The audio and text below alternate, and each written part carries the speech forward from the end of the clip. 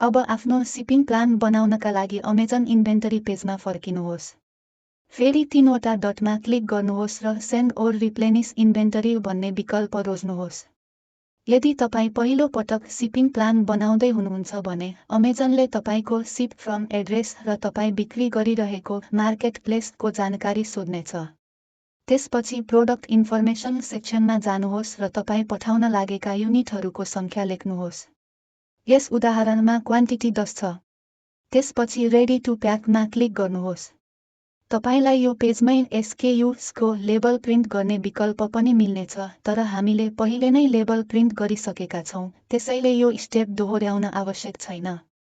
Pack individual units रोज्नुहोस्।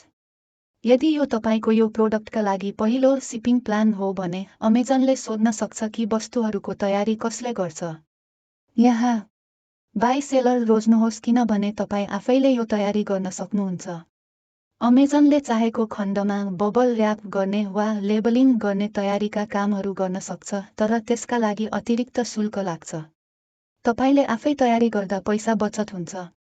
यदि अमेजनले तपाईको आइटमलाई अतिरिक्त तयारी आवश्यक भएको ठानेको छ भने त्यसको जानकारी यही स्क्रिनमा देखाइनेछ।